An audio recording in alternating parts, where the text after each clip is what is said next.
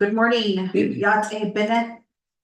Thank you, colleagues, for being here this morning for our special meeting to conduct budget hearings from the divisions that we have oversight. So at this time, I'd like to call the meeting to order at 10:13 a.m. So Rodney, if you could please take roll call. Madam Chair, members of RDC, this is roll call for Resource and Development Committee, the 25th Avenue Council Special Meeting for July 24th, 2024 at 10 a.m. Roll call. Honorable Brenda Jesus. Present. Honorable Brenda Jesus is present. Honorable Casey Allen Johnson. Vice Chair Casey Allen Johnson is present. Honorable Casey Allen Johnson is present. Honorable Shauna Anclaw. Honorable Ricky Nez. Honorable Ricky Nez is present. Honorable Danny Simpson. Here. Honorable Danny Simpson is present. Honorable Otto So. Present. Honorable Otto So is present. Madam Chair, you have 5 members present, which constitutes the quorum for the special meeting. Tagoshi, thank you for that, Mr. Tahi. Next, I'd like to go ahead and request one of my colleagues if they can help us with invocation here this morning. By the citizen, Honorable Association. Good morning,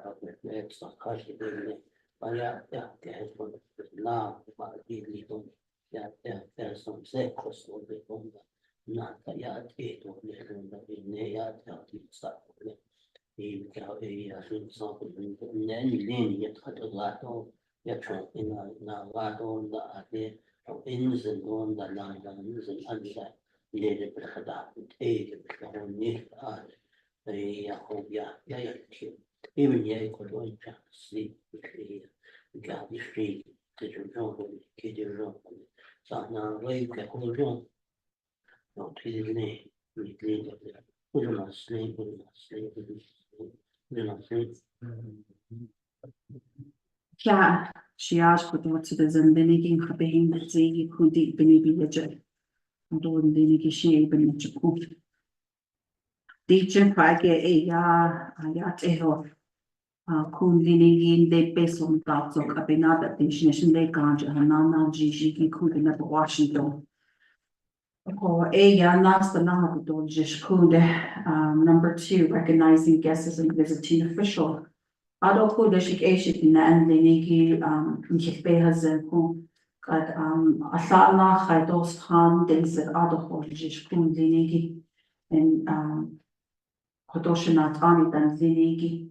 Hodonhiche Adohadat Ahigi Yadash Chini Daye Kodohadat Zeto Hud Ayan Liniki Beta Hasan who a hate and Linigi Kapti Nakunde Ado Kunto Nasnashiki Zadanzhabo Hiha Ado Kun Beshbas Anadopana Haigi Legislative District Assistant in Hido Hiha or to the listeners on the call Haigi because Bunahano Tonigi National Department of Transportation do a Nabi Tani board Diego Ado Ella, Ikananish, Liniki DJ, and Nanido.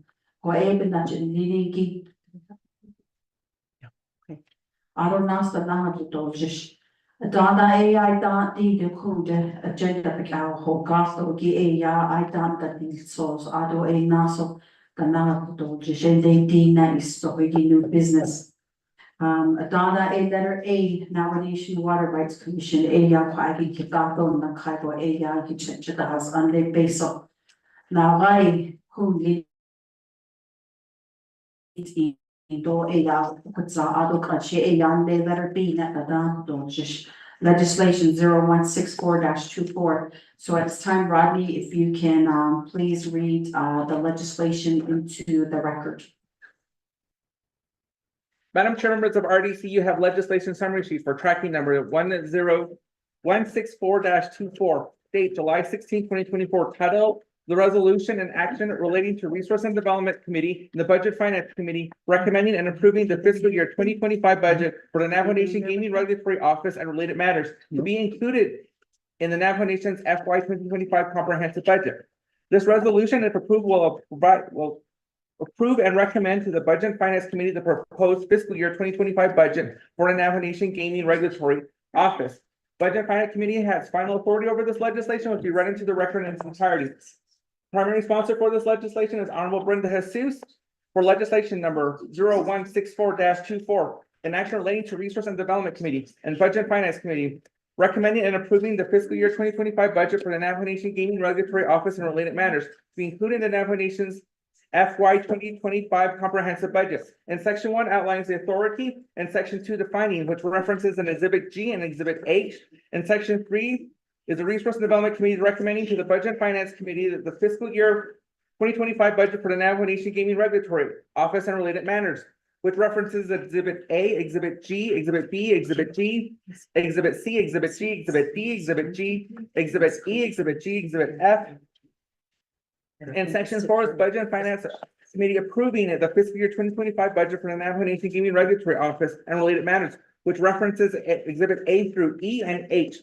And section 5 is a directive, which references exhibit G and exhibit H. And section 6 is the effective date, attaches exhibit A, which is the Navajo Nation Fund Type Budget Summary, attaches exhibit B, which is the Navajo Nation General Fund Comparative Summary, attaches exhibit C, which is the Navajo Nation recommended changes to the general fund budget, attaches exhibit D, which is the Navajo Nation recommended conditions of appropriation and legislative concerns, attaches exhibit E, which is the Navajo Nation recommended unmet needs, and attaches exhibit F, which is the external funds anticipated for FY 2025. Madam Chair, members of RDC, that is legislation number 0164-24 ran to the record. Hagoshi. So before a motion in a second, I'd like to go ahead and yield the gavel over to Vice Chair Johnson, as I am the sponsor of these legislations that are here on the agenda. So Vice Chair. Thank you, Madam Chair.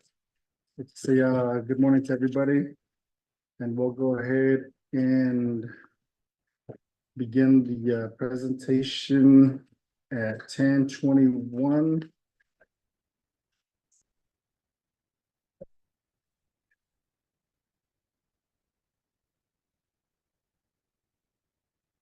You get a motion?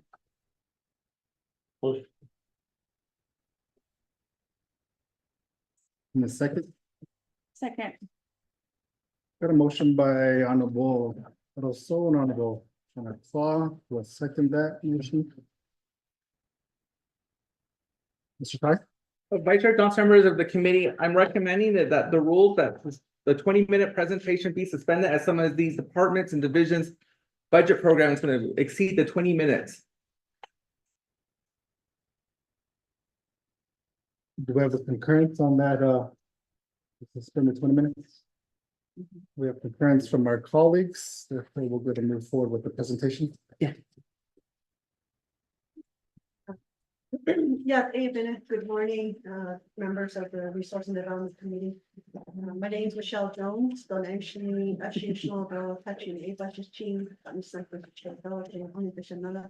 I am the Executive Director of the Navajo Nation Gaming Regulatory Office. I've been in this position for over a year and a half.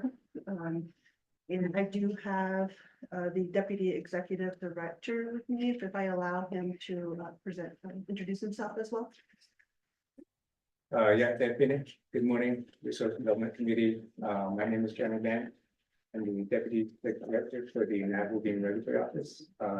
My discrimination, but sa Washington, yeah, originally from Chinle.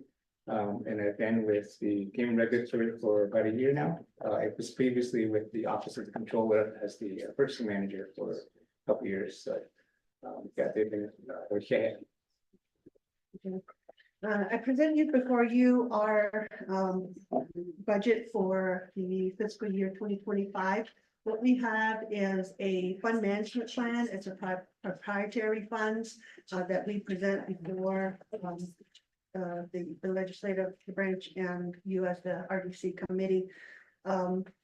We use these funds are collected and received by licensing fees, gaming, what they call employee gaming licensing fees, as well as gaming facility fees, and any other fees that we assess or penalties that we assess to vendors or to gaming facility operators. So that's how these fees are collected and put into this fund management plan. So under there, we do get an allocation from the Office of the Controller based on our projections. So in the past 2 to 3 years, we've been having a pretty high projection. Unfortunately, the allocation that we get from the Controller's Office have been significantly low, and we had been surpassing that allocation amount, and so collecting more fees than what was projected. So this year we did get a really good allocation amount, and it's $350,000, and that's the budget I'm going to present to you as what we received. So this past year, for FY 24, we are at the end of June of this year, we did surpass our $240,000 allocation that was given to us for FY 24 by 150,000. So we did collect more fees than what was allocated amount, and we are making our requests to the Office of the Controller for them to release those funds to us so that we're able to pay for those funds. Here you have your packet for our budget. In there, I am going to go with A, and we have your Form 1, and there presents to you the overall budgets. And most of these fundings that we use for this budget is to pay for our it's in consulting, but it's used to pay for all the services we get that we have to send background checks as well as fingerprinting, not only to the National Indian Gaming Commission. They do charge us for sending fingerprints to them for especially high level positions such as what they call primary management officials. They call them PMOs.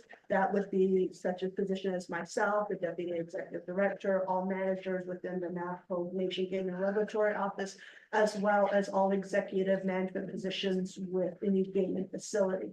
That right now, our major gaming facility operator is the Nation Gaming Enterprise. So anything that deals with the Chief Executive Officer, the Chief Operating Officer, the Chief Financial Officer, etc., at that level is what they call PMOs. And so those do have to go through the NIGC, and they charge us for those fees. So we pay them on a monthly basis. That also includes the Arizona Department of Gaming. They have to make recommendations to us. They also do a background check. Not only does our office do background checks, so does the Arizona Department of Gaming. So we send all those applications to them for all the positions that work in gaming on the Arizona side. There is a select few positions on the New Mexico side that also must go through the Arizona Department of Gaming. And that is made, that decision is made between our licensing office as well as the gaming facility operators, that more specifically the NNGE. So we do pay on them almost a monthly basis of around about 15,000, between 10 and 15,000 a month. That's how much it costs us for the background. We also pay for our background screening. We have an outside vendor by the name of Americheck. They do help us in doing background checks on a national, state, and county level. So they provide, we submit background information to them. They run checks through the counties, sheriff's office, through the court systems, whether it be the state, whether it be county, whether it be municipalities, whether it be cities, and so forth. That's what they help us with, and we do have contracted them, and we pay around about 100,000 to 150,000 for those services.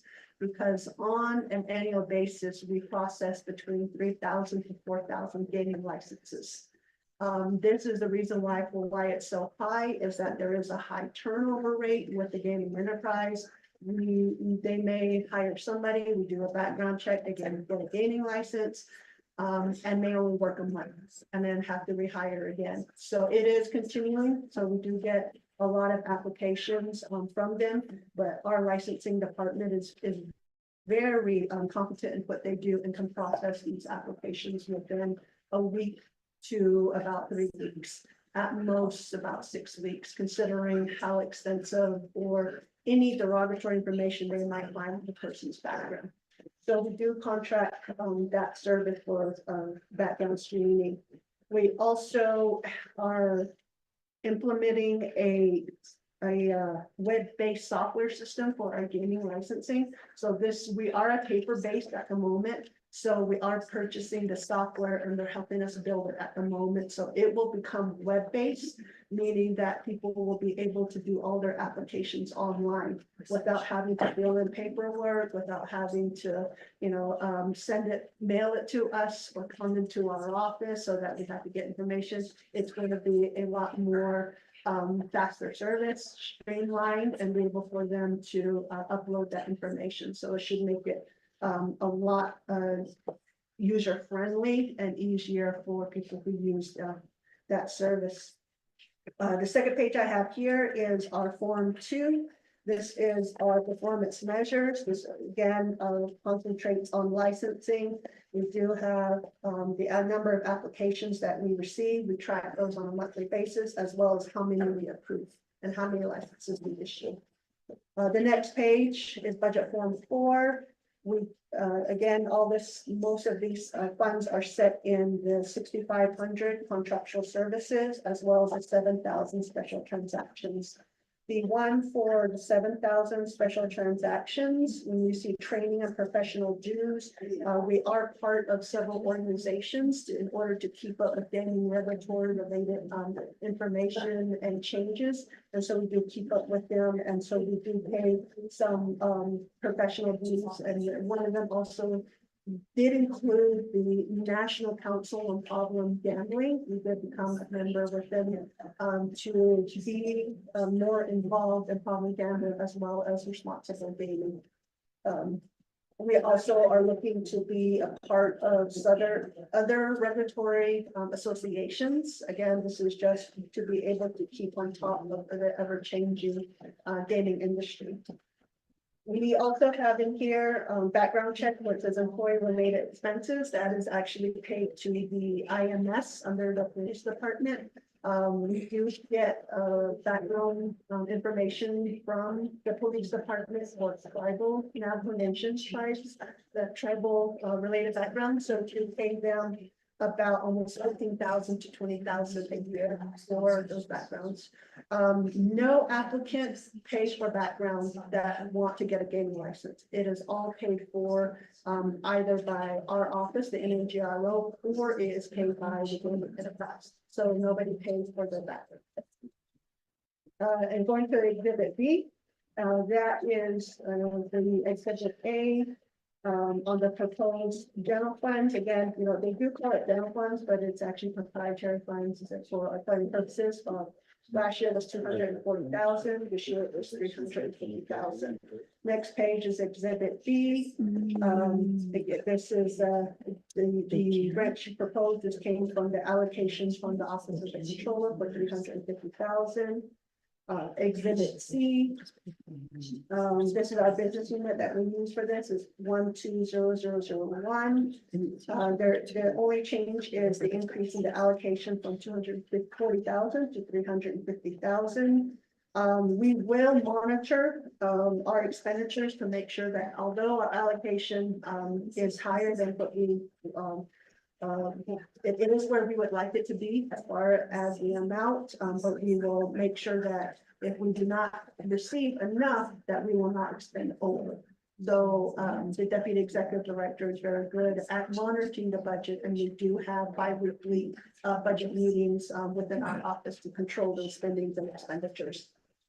On exhibit E, no, we have no unmet needs. And the last page, is that anticipated. Okay, and we have no external funds, so that these changes.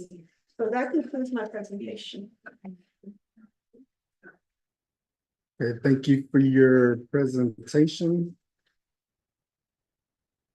Colleagues, do we have any questions regarding this presentation?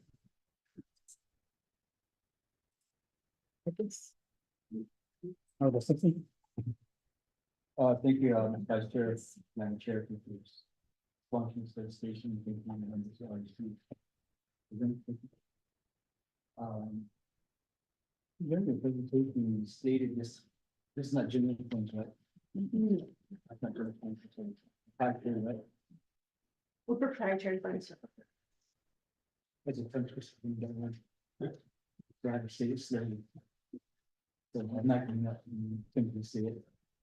So, but anyways, since it's not general funds, on the budget form, it just needs to be corrected.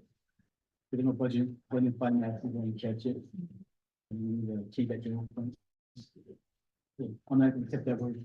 Oh, yeah. Proprietary, so there you go. Proprietary, so I just keep it up. So I'm not sure how to go about that. Proprietary. New budget forms, page 1. I think that's one question. Okay. Vice Chair, let's see. Thank you, Honorable Simpson. You can get that. Thank you, Pro Tem Chair and Delegate Simpson for your question. We do go by, and I'm sorry that we didn't include this as part of our packets, the allocations that they provide to us, they call it revenue projections.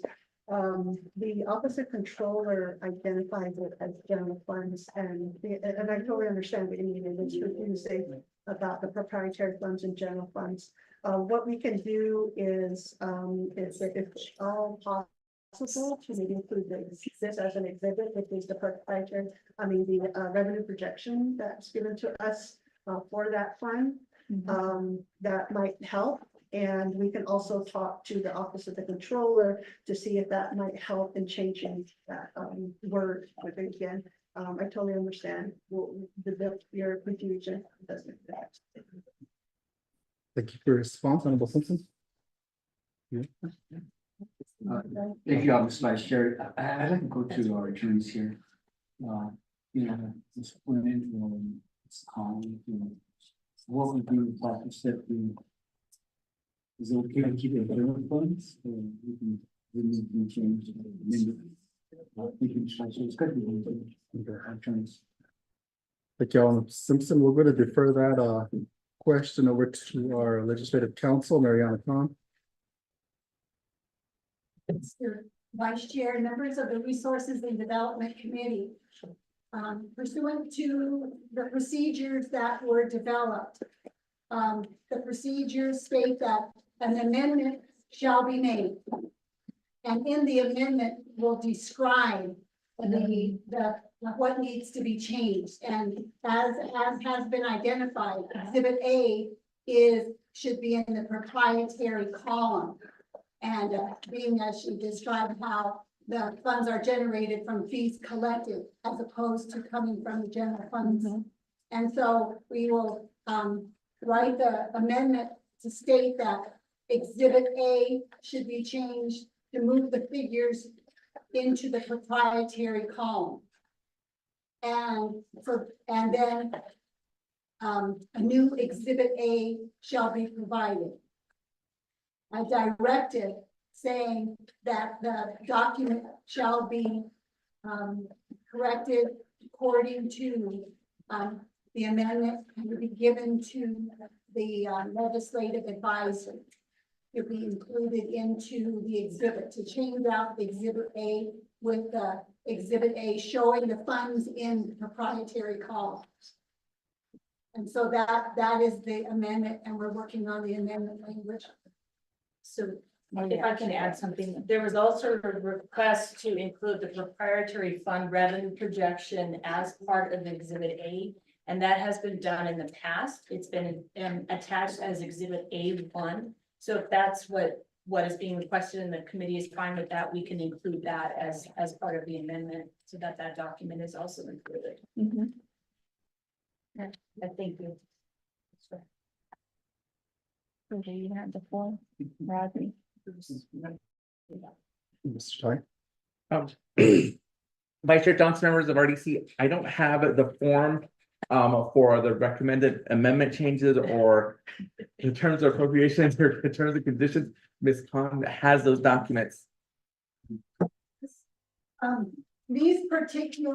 amendment form that I'm giving you is for changes in the binder. This particular program does not have a binder. And so, and for that reason, this is the only program that you have oversight over that doesn't have a binder to show us. But the amendment that we will write will be all verbal, and we'll provide it, and if we can be given 5 minutes to write the amendment.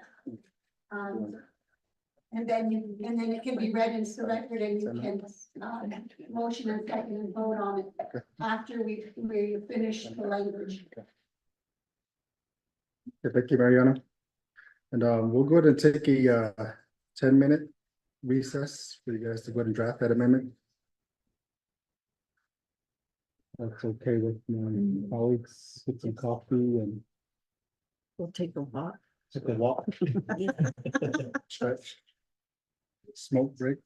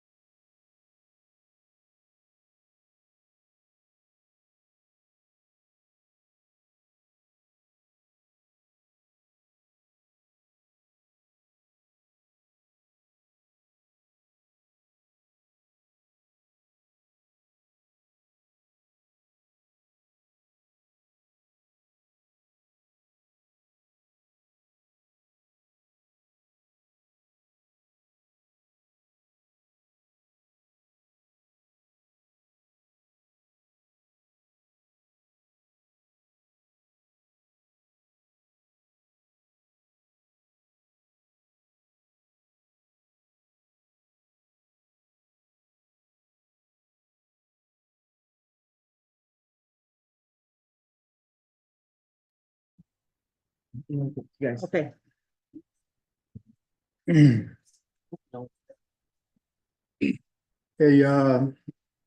good morning, everybody. We're back from our recess. Amendment has been sent out to the RDC committee members. They should have the amendment. Okay. So, Mr. Ty, read that into the record, please. Vice Chair Johnson, members of RDC, this is amendment number 1 to legislation number 0164-24. 1, page 2, line 8, insert a new paragraph B as follows. B, the Gaming Regulatory Office has provided a copy of the controller's recommended FY 2025 budget amount for the Gaming Regulatory Office based on the projected revenues. This document is attached to Exhibit A1. 2, replace Exhibit A with new Exhibit A. The new Exhibit A shall remove the 350,000 from the proposed general fund budget column and replace the 350 in the proprietary fund column.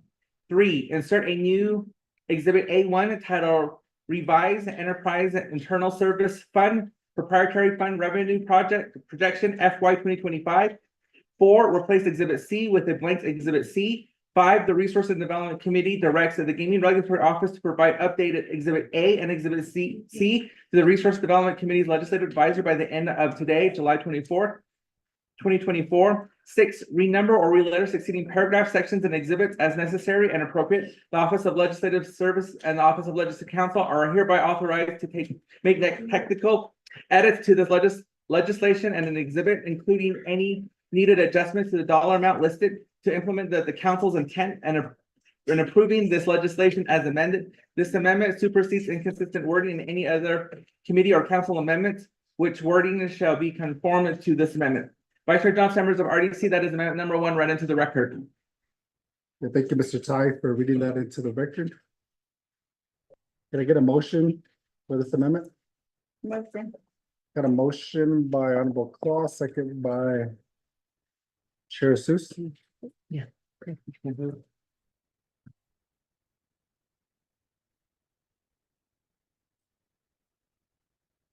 Have any questions regarding this amendment? Mr. Ty, roll call vote, please. Vice Chair Johnson, members of RDC, this is roll call vote for amendment number 1 to legislation number 0164-24. Honorable Sean Eclaw, how do you vote? Green. Honorable Sean Eclaw votes green. Honorable Brenda Jesus, how do you vote? Green. Honorable Brenda Jesus votes green. Honorable Ricky Nez, how do you vote? Rick Nez votes green. Honorable Ricky Nez votes green. Honorable Danny Simpson, how do you vote? Green. Honorable Danny Simpson votes green. Honorable Otto Stowe, how do you vote? Green. Honorable Otto Stowe votes green. Vice Chair Johnson, that is 5 in favor, 0 opposed, and Vice Chair not voting. Thank you, Mr. Ty. Motion carries for the amendments. Now back to the main motion. Are there any? I'd like to go over to OMD. Regarding the Performance measures and expenditures. over to OMB for the performance measures.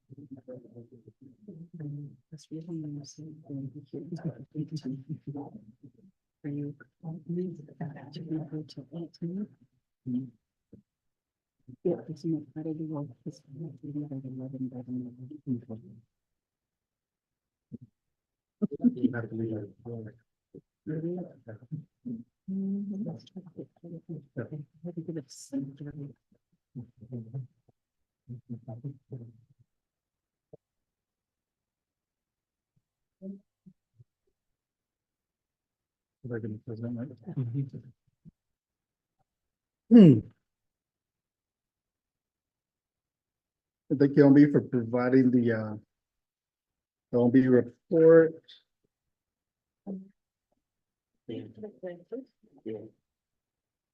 We'll go ahead and turn the floor over to you for your presentation. Good morning. Vice Chair Johnson and members of the RDC committee. My name is Darlene Sam. I'm the senior budget analyst and I'm here with Rhonda Johnson. She's the management policy analyst. So I was actually here for natural resources. There's another individual assigned to gaming, so I will do my best to, I'm not sure where the committee was at. I thought you were done with gaming, but if you haven't, this hasn't been read, right?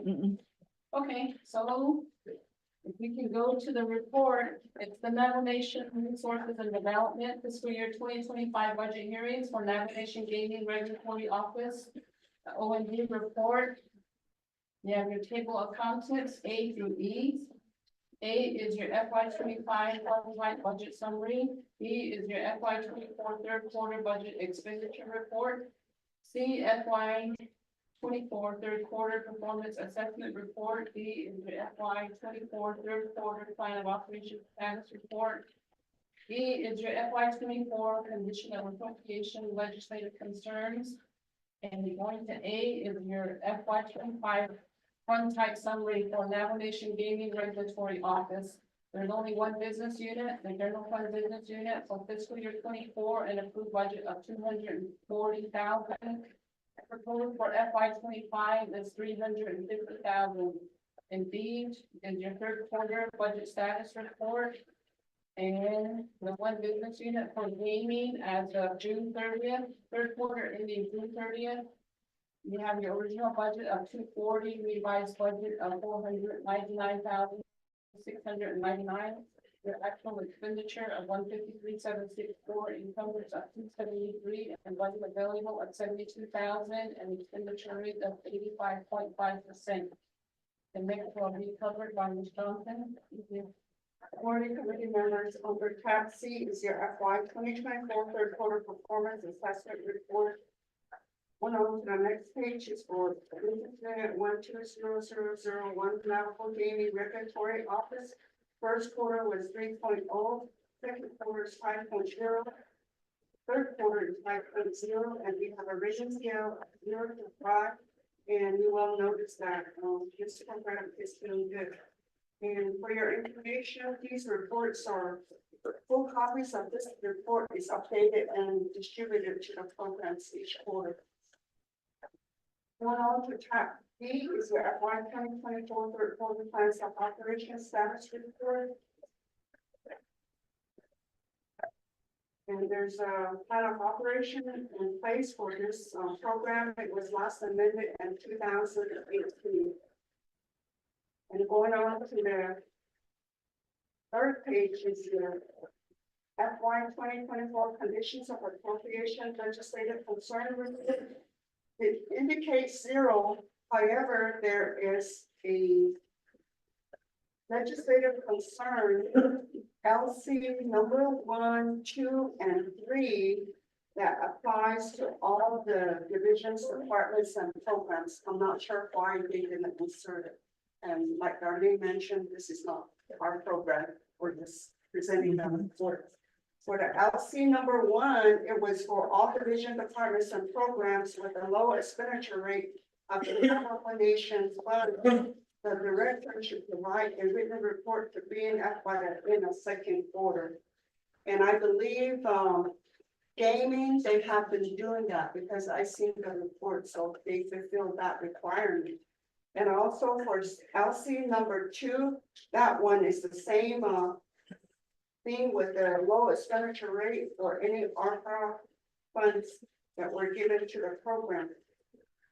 And this program has also been responding to the LC, and I think it was indicated as a second quarter that the report was presented to BNF also.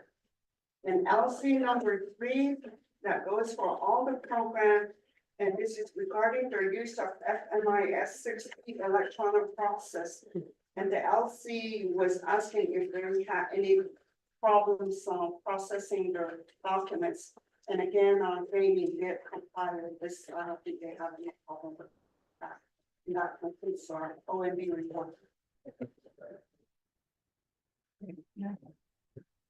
Thank you, Darlene and Rhonda, for providing that report. At this time, colleagues, do we have any questions? Honorable Paul. Good morning and thank you to our regulatory office for providing the report and then also to OMB. The question I have is regarding the amendment we just completed and in here under the fund type budget summary, it still has it as a general fund budget. So I just want to make sure that we did do that correctly. And then also the legislative concerns, this question will go to the the regulatory office. Did you receive ARPA funding? Okay, all right. So, I think that may be why it wasn't included as a legislative concern if it didn't apply to them. So just those questions, thank you. Thank you, Honorable Claude. This time I'll give the floor back over to the Gaming Regulatory Office. Thank you, members of the REC and Delegate Clark. We have been submitting our legislative concerns. We do have copies if those are needed, as Ms. Johnson mentioned. They're not in there, but we do have them and we have been submitting them. And for the ARPA funding, we do not receive any ARPA funding. Have not received any. Thank you for your response, Honorable Claude. Follow.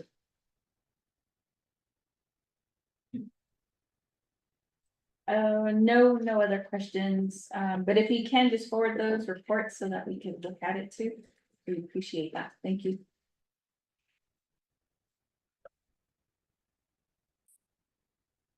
Any other questions, Honorable Chairman So? Good morning, yeah, the community members, also the presenter for the National Gaming Regulatory Office. I know that this is a proprietary account and those fundings, as you alluded to, funds are generated from fees and licenses and so I just wanted to make sure that none of just wanted to get this on the record that none of the compact gaming shares that comes off of the lease rental is not a part of this. And I just wanted to get that on the record so that we can understand. And then also with that budget proposal from the lease rentals from the gaming machines that we lease to the other tribes, who is the oversight on that particular amount of funding? Because I believe your office operates out of those funds also. So yeah, thank you. Just for the record, on the information topic. Thank you. Thank you, Chairman So. At this time, I'll give the floor back over to Gaming Regulatory Office for your response. Thank you, Pro Tem Chair and Delegate So for your questions. And yes, you are correct that none of G gaming revenues on the Arizona side, on the Arizona Gaming Compact, are part of this and not included.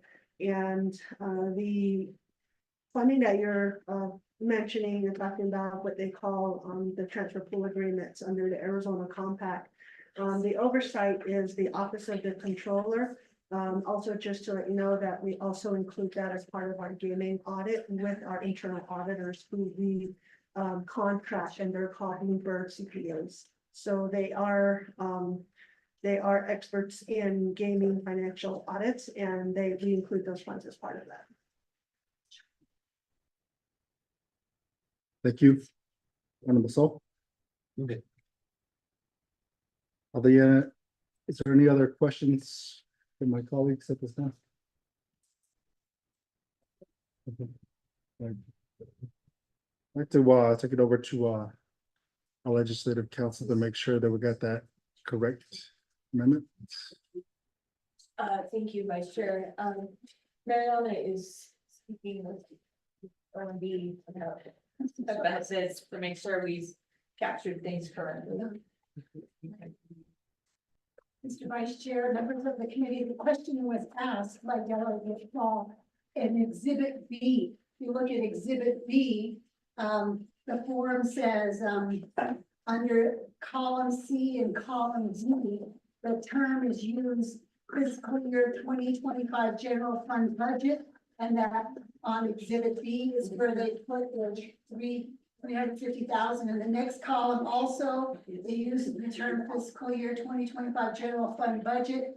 And they put that, but as has been explained, this is not general funds. And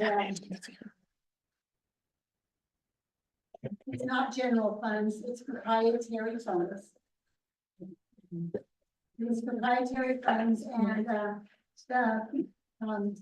the A1 budget, the A1 projection that you approved to be attached to the legislation says enterprise funds, proprietary funds, projection for fiscal year 2025. And down at the bottom of that, it says general funds, and next to the 350,000 is GF for general funds. So it's, and I asked the Office of Management and Budget, why does it have GF?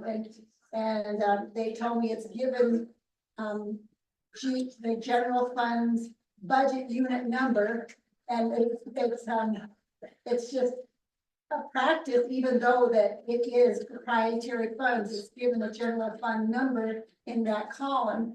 And I do not know anything about assigning budget unit numbers, but perhaps you can ask Office of Management and Budget why, and their understanding of why we would give the general funds number, given that it is proprietary funds. That's all I know is, and also, this is the only program that you will have today, for the rest of the Navajo Nation oversight, that has just the office as opposed to a division, and we've given them standard forms, and they're doing their best to use our standard forms, but it's not necessarily for them. They're just one office getting all of their funds from proprietary funds. And they're trying their best through the years to use our forms, and they used the same form last year and the year before and the year before, and they put the number in that column. So I would guess that Office of Management and Budget and Controller know the situation. And that is my general understanding of the situation. Is it's not a very clear form for their purposes. It should say proprietary funds. Yeah. Which has been noted on Exhibit A. And if you want further clarification or non-clarification, I would ask the Office of Management Budget staff for their understanding of the budget unit number. And there's only one copy of this Exhibit A1, which will become an exhibit to this legislation, and you will see there's codes down here. And I don't understand why a proprietary fund number is given to assigned using general fund numbers. That is out of my range of understanding financial questions. Thank you, Mariana, for your response. At this time, Honorable Claude, do you have a follow-up? No. Honorable Sol? Think that it may have been practiced, and I think this is when we finally caught this, and I think we'll have the Budget and Finance Committee take care of this when it gets there, because yes, this is a proprietary account, and these dollars are not general fund accounts. So that's the issue. Once you label it general funds, that puts it in the pool for everybody else through the whole Navajo Nation. That opens that can of worms, meaning this $350,000 that's in that certain account if it's identified by in controller's office, that is general funds. It shouldn't be set in a separate account, it should be in the main general fund account. So, it's just like saying, for instance, if one of our trust funds was identified for general funds. In my view, I would think, hey, that's free for all, that's everybody's money. But in this case, the proprietary account that's set up for this purpose has a policy that's in place that's set to expend for a certain purpose. I believe another program that's like that is Parks and Rec. A proprietary account, based on Asaki Sude. So I think that somewhere you might have to have it's good that we did this amendment. And it raises concerns and we'll have Budget and Finance Committee, when this budget gets to Budget and Finance Committee, they can go ahead and take care of this issue here, because it's identifying the funds again. If it's identified as general funds, that's everybody's dollars. That's every citizen's dollars. And but yet, if it's a proprietary account, it has a fund management plan on only how those dollars are to be utilized, and meaning that, you know, we could even disapprove this and put it to housing. We can fund housing with this money according to IGRA. IGRA's I guess requirements to utilize gaming dollars. And they can use it for economic development, public safety, education. What else too does it fund? Community development, it funds health. That's the 5 areas that gaming distribution funds, gaming revenue funds are utilized. If these are licenses pertaining to gaming, it associates those dollars to that. And in my view, we could, you know, possibly just say, hey, let's don't approve this and let's reallocate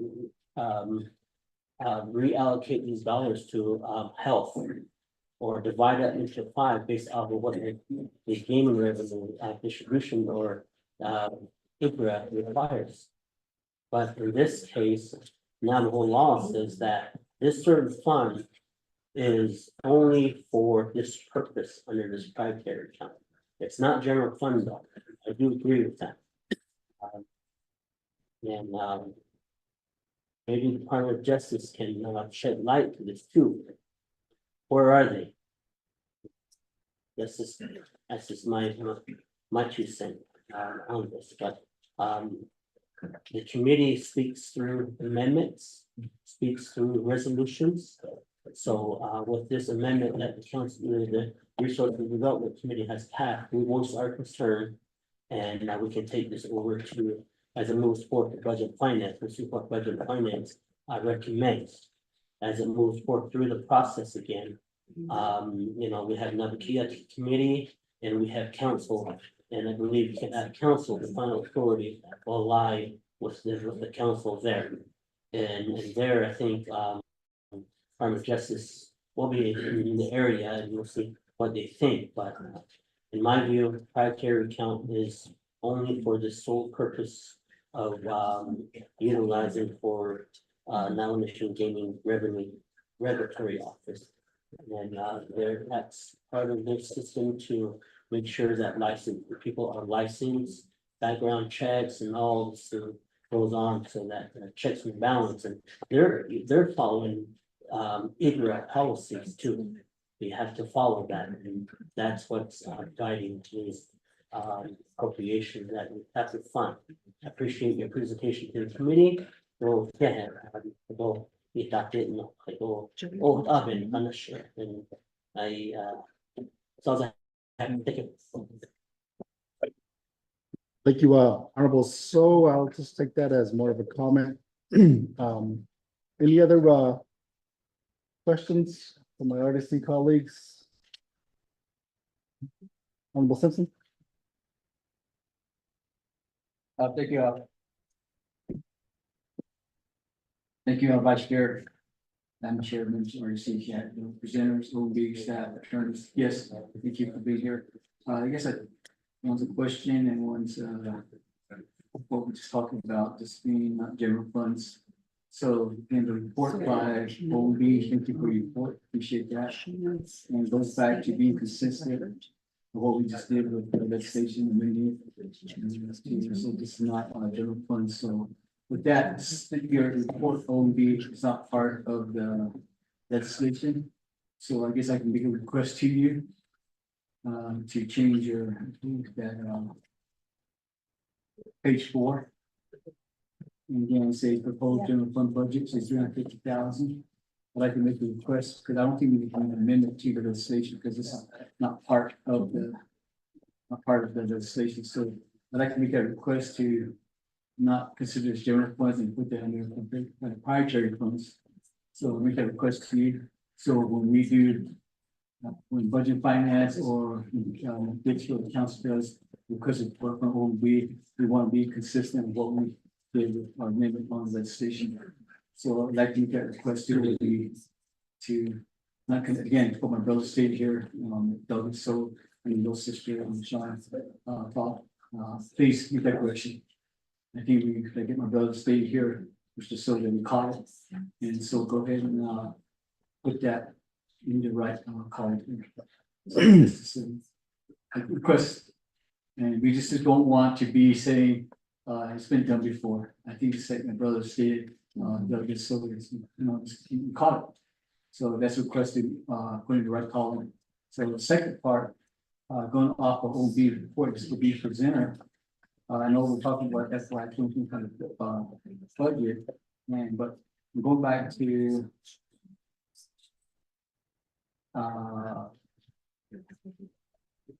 FY. Sorry, let me go back to the third quarter. Third budget status report for FY 2024.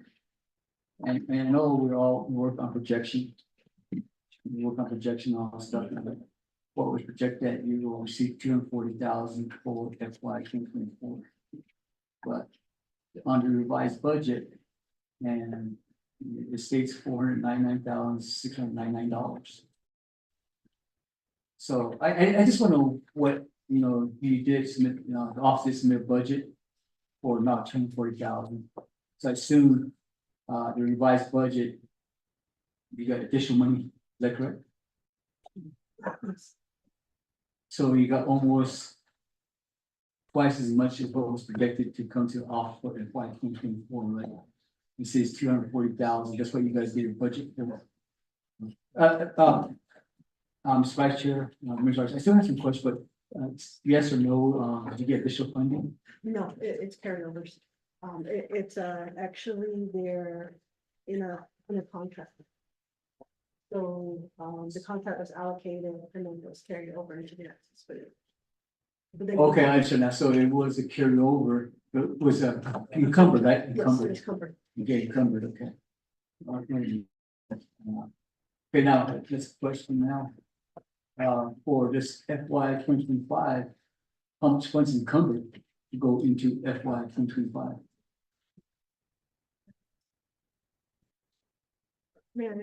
Yes.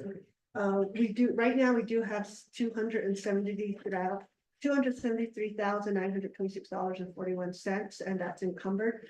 And again, that would go with our two contractors, which is the sport software with the Aztec, our vendor, the Aztec, and as well as Americheck, who's our background service provider.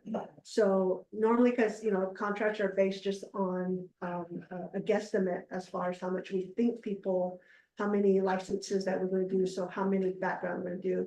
Sometimes we are over, so most of the times we're over, rarely are we under, but we rather have money available to pay it instead of doing a contract amendment or modification. So when that's not completely all spent, it does get goes into the next fiscal year. It does get carried over into the fiscal year, which we still continue to use to pay for all those fees that we get from the vendor, the invoices. So we still make those payments to them. Honorable Simpson. Thank you, Mr. Vice Chair, members, committee, and also thank you, Madam Chair, for your sponsorship. Again, present again goes back to how much are we projecting and in funds that are already encumbered to be carried over into fiscal year 2025. We can go ahead and work on those numbers. You know, the projection that we had was 350,000. And that was what they gave us before. So, 350,000 as far as what we would possibly carry over from FY 24 into 25. We can run those numbers based on how much, we've made payments so far and see what the balances we have in each of those contracts. Because this right now, encumbrances is just a lump sum of all the vendors. So we would actually just go in and we would need to break it down. Honorable Simpson. I thank you, Vice Chair, appreciate the time and majority see it. The reason why I'm asking this question, seems like more and more money is being covered every fiscal year, because we're not expending all the encumbered funds, so it's carried over again. So I don't know if the 317, I don't know how much is left there, it's encumbered to cover what you're supposed to do by consultants. But according to your budget, we'll put more money into consultants, consultant fees again. They, my apologies here.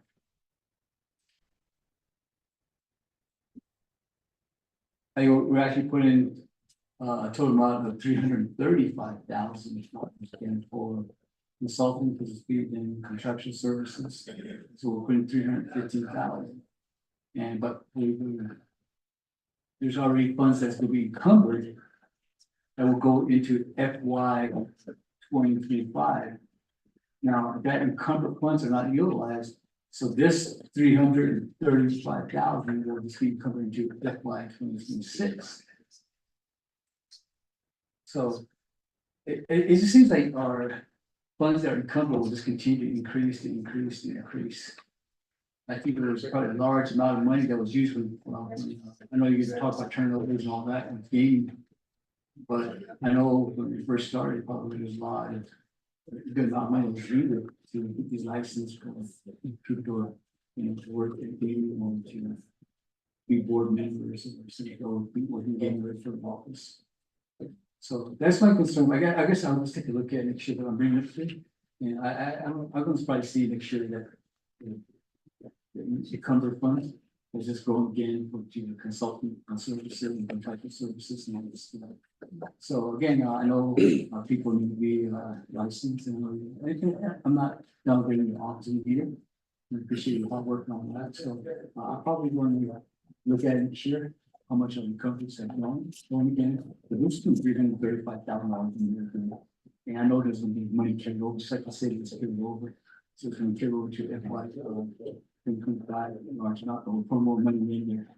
So kind of think about maybe there's certain things the office need that can be covered, because I think this circumference of the current one for FY 2024 seems to be carried over, and I think that'd be sufficient to where we're covering here to license individuals. So you might start looking at what else we can do to better your office, because there are always things that need to be done technology wise and all that stuff. So you might start looking into that too. So this is the comments of Mr. Vice Chair and members of the city. Thank you, President OB. Yeah. Okay, Honorable Simpson, are there any other questions or comments for the presenters? RDC colleagues? Madam Chair, Seuss? Yeah, thank you again, colleagues, and also to Navajo Gaming Regulatory Office. Kodosha Natani Benato Kirigi in regards to the proprietary fund versus general funds. I did message Controller McCabe, and he did give me a clarification. So I hope that you all understand this. And he stated that the proprietary piece is what they get from fees for licensing, etc. That is supplemented by general fund. technically they have to be independent of gaming. That's why they are under Navajo government. They don't receive external funding, so they are in the general fund category. Just that what's our base of funding on the Navajo Nation government biyage eya office gis stoko ben general funds based on adan no dahage ebiche for enkisne. So I hopefully that clarifies the question that you as my colleagues had in regards to the exhibit B regarding gaming regulatory offices budget identification. So it's and I just wanted to make that clarification, Honorable Vice Chair. Thank you, Madam Chair Seuss. Any other questions, Honorable Simpson? Thank you, Vice Chair, members of the RDC, and Honorable. Going off Madam Chair's, what she received from the controller.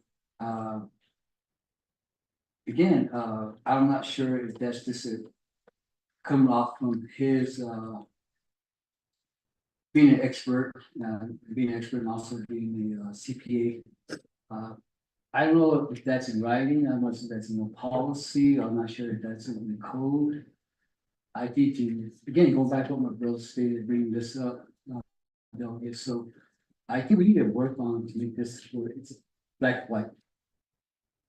Black and white, and to make sure that's in our policy or code. So again, and I apologize to our members of RC to prolong this, but I'm gonna ask Mariana Khan or April. That I think we really need to have that in black and white in the code policy, not just maybe another expert that comes in as a controller will have a different, say this is strictly very proprietary funds, so, Mrs. Khan or Ms. Quinn, how do we go about that? Do I need to make a request to the office to amend the code of policy? I think you, Vice Chair, members of RC, yeah. Thank you, Honorable Simpson. This time I'll give the floor over to our Legislative Council. Mariana? Mr. Vice Chair and members of the committee, there's one way of doing it, and that's what I sent to you just now, and that's to include it into your report. Remember, the report is going to become part of the record in with this legislation. And I did provide some language. If you will, I assume you have a copy of what you can pull up what I just sent a little while ago, and I'll read it to you. We could add some more language there for amendment to the code or BIM policy. It probably might, I would think would go in the BIM. Anyway, I will read what I've written so far, this concern that we've discovered. The Resources and Development Committee report shall include this statement. The Resources and Development Committee asks that the Office of Management and Budget and the Controller's Office take note that the Gaming Regulatory Office's $350,000 proprietary funding should not be confused as general funding. Funds. The budget unit number, budget unit 120001 for $350,000 should be reflected as a proprietary fund budget unit number. RDC legislation 0 is supposed to be 164-24 Exhibit 1A, revised enterprise internal service funds, proprietary funds, revenue projection, fiscal year 2025, labels the Gaming Regulatory Office proprietary funds as general funds. A correction to this labeling should reflect that the funds are proprietary funds. As far as this, we could add words to reflect that this should be reflected in the BIM, or a statement of clarity should be put. by the controller explaining this. I could add some more language here with regard to, an explanation, regarding, the gaming regulatory office's proprietary funds. This is, the first time we have really delved into this topic. And I'm trying to think where that would be placed, and I know that the programs use the budget instruction manual. And that, I would guess that the controller's office and Office of Management and Budget assign business unit numbers and have categories. We could ask that, that they come and ask that they present a report here. Would that be helpful? Or would you rather that they work on, an explanation to be put in the budget instruction manual? I don't.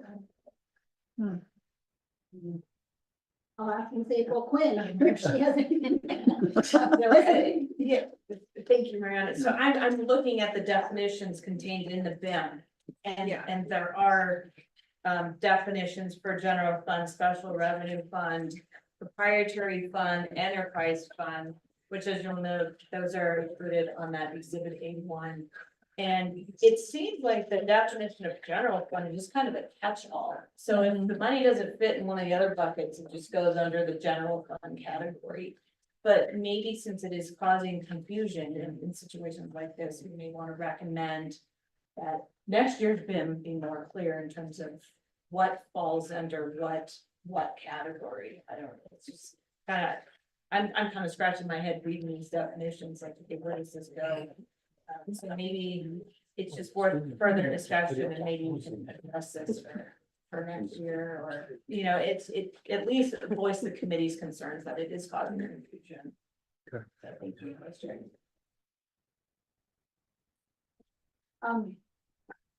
Mr. Vice Chair and members of the committee, the language that I provided raises the issue of the need for clarification.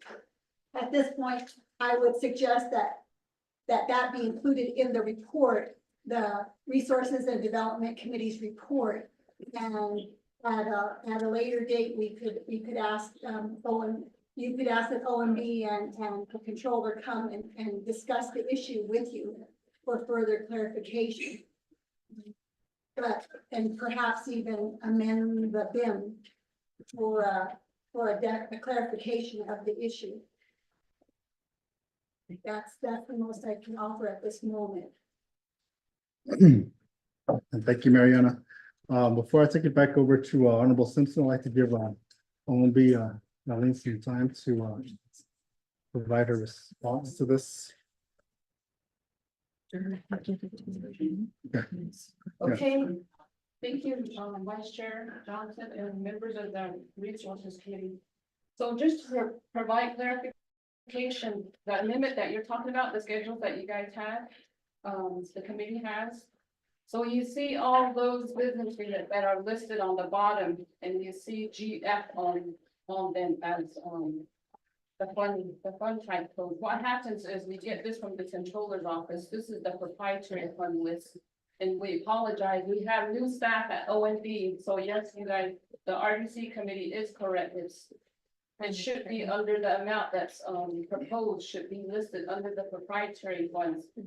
So there's two Budget and Finance Committee resolutions approving the eligibility criteria for the establishment of a fund and related fund management plan.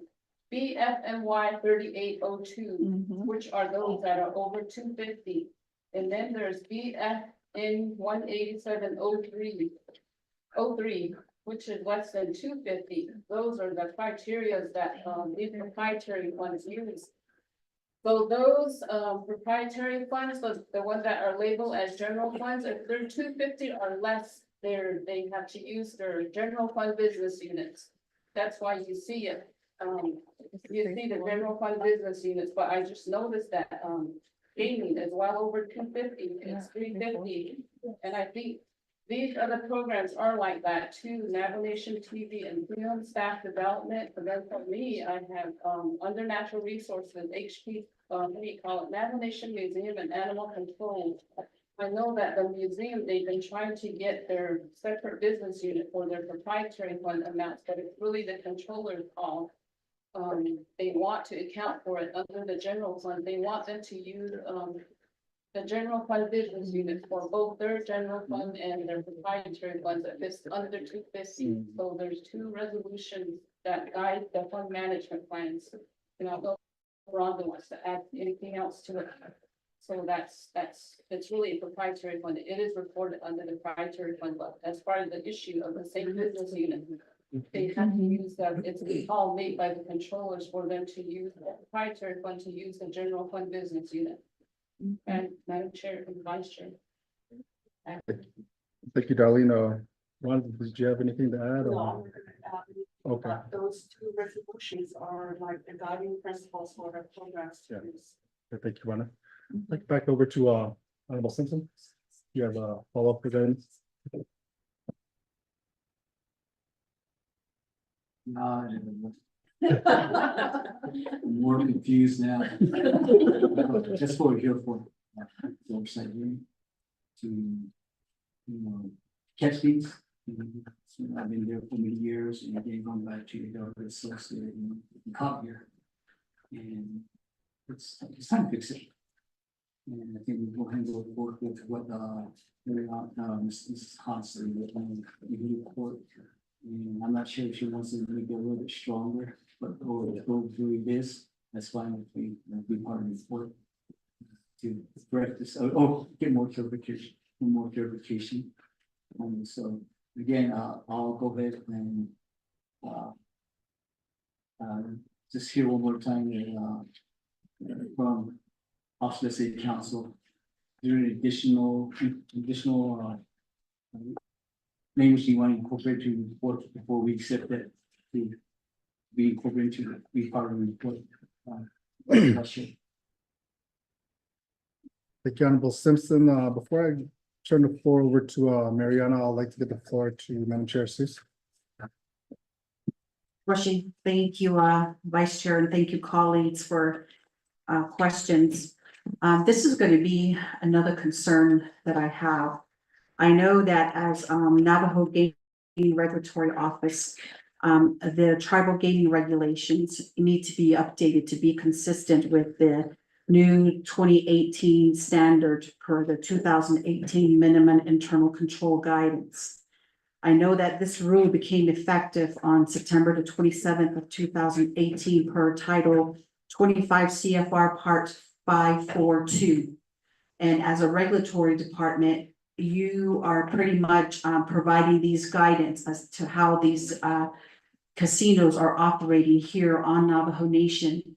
So again, it's been 6 years, and as the executive director and deputy executive director, I do not know if you've been looking at this as to how you're going to update these particular guidance so that they can be disseminated to the gaming side with these casino operations here on Navajo Nation. Again, we don't want to be caught off guard because we do have to comply with the Indian Gaming Regulatory Commission for the national level. So if this hasn't been looked at, I'd like to add this as a legislative concern for Navajo Nation Gaming Regulatory Office to hopefully try to execute and implement this by the end of the fiscal year, budget year, FY 2025. So Vice Chair, I just wanted to ask that to the staff here from Gaming Regulatory Office.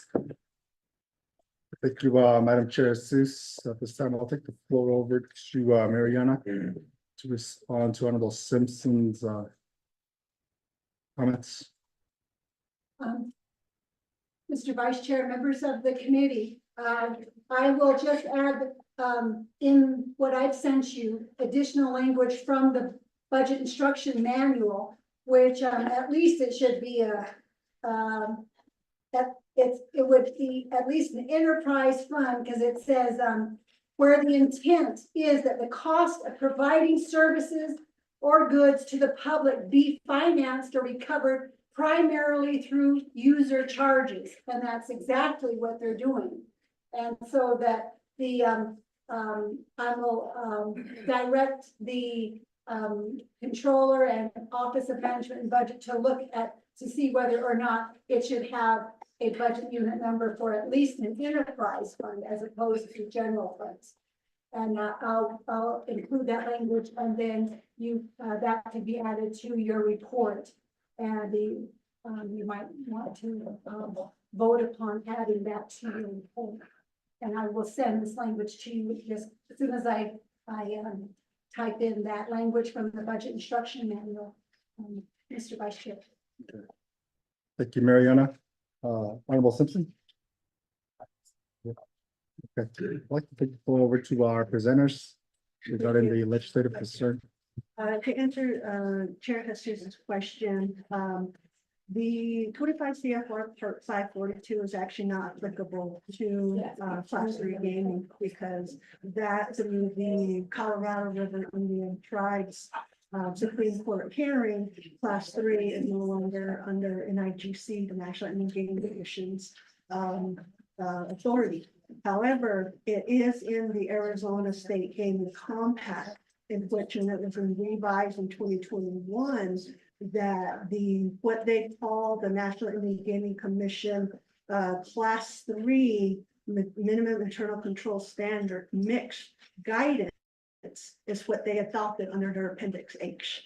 So until then, that was when that became effective. However, we are implementing those changes of the Appendix H of the Arizona Gaming Compact. But what has happened was when we submitted, we were going to do a tooth for tooth, one swipe, take all of what was in the mixed guide, what they call the NIGC mixed guidance, and for Class 3, and do just a clean swap between those standards into our Title 5 tribal gaming regulations.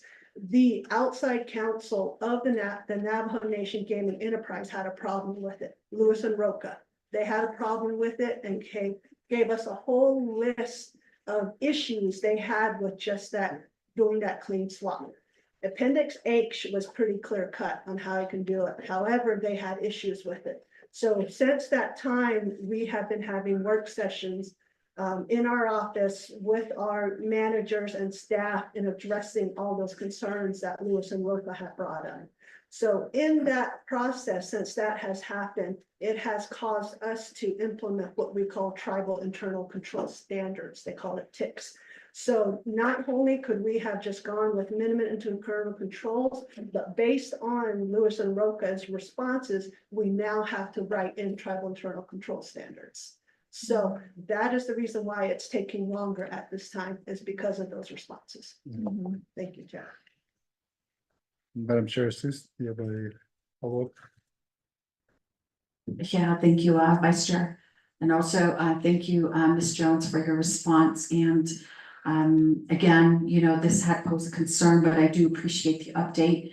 And going forward, I know that this was recommended by Honorable Chair Naz, that one of the practices that we want to start this FY 2025 is to have quarter update reports from the divisions or even programs that we have oversight over, to share these type of information that we need. And again, as policymakers, these types of issues are brought to our attention with really not understanding, you know, the full context of the dialogues that you're having internally. Right now, you mentioned Lewis and Roca, so again, that would be practice, but I do appreciate your response, knowing that, you know, gaming regulatory is in the process of trying to, you know, address this issue with Lewis and Roca. We'll definitely just keep an update from your office, and really not even pose it as a legislative concern, because now I do understand that you're all trying to take that initiative to get some sort of a internal guidance in line for the casinos. Thank you, Ms. Jones. Thank you, Madam Chair Seuss. At this time, I'll turn the floor over to Chairman So. So, as you alluded to the conversation that gave the regulatory office, bringing forth some sort of standards, and we've had gaming, basically now, gaming enterprise raise their concerns through their legal counsel.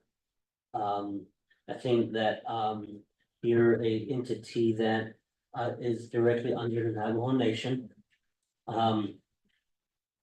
Don't have them jerk you around. We are the final say here. If you feel that the other side, you have two sets of controls. There's the tick and then the national standard. If the national standard is easier to implement, I should just say, we're doing this, and that's what it is. And if there's issue, bring it back to council. Gaming enterprise is enterprise that's just trying to work off of their inner their policy there that creates them. But they're not there to really tell the tribe what to do. If they have concerns, they should be bringing forth those concerns to the to your office, Department of Justice, and also with council through the subcommittee. Some of us serve on the subcommittee, and we have not heard that issue from gaming. So if I were you, if the national standard is something that you want to stand by, push it. And present your case on it, and if it's something that we can legislate, let's legislate. Because the end of the day, council will be will have the key to say whether yay or nay. And that's but bring that issue to us, and especially over to the oversight, so that from here, the oversight committee will support you. And as we go forth the legislation and the standing committees that will be involved pertaining to this matter. But when it gets to council, that's where the council voice will stand. But don't have gaming enterprise they're jerk you around. You're here for a reason. Your office is here for a purpose.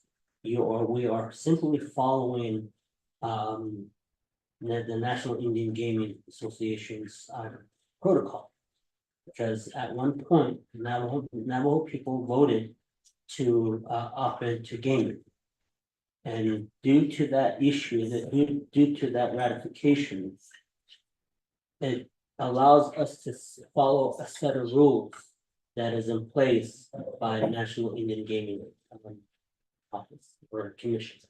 So that's what we are following.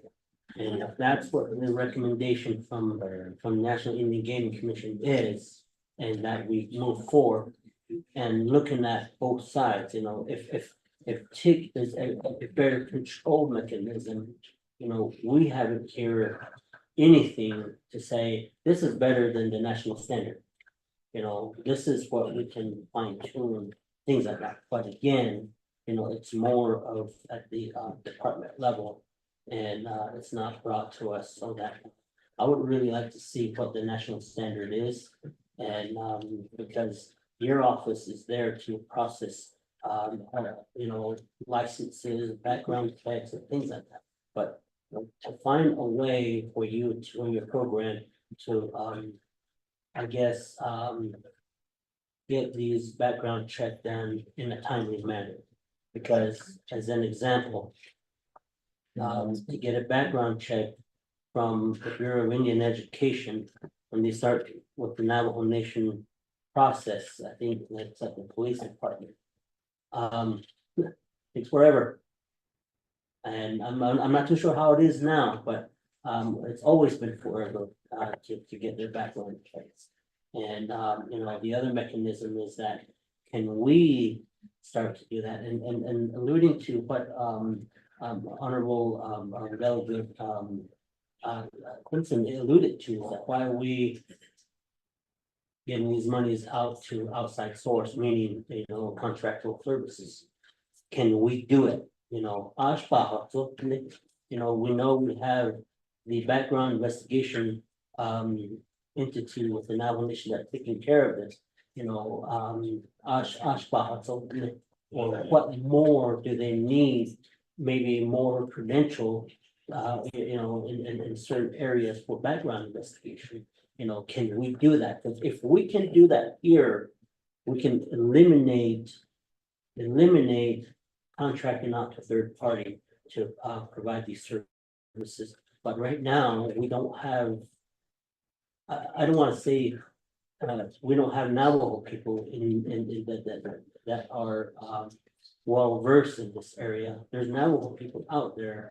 I know one and two, and she's from Tuba City. She wanted to start her own firm and she was working for a firm in Flagstaff.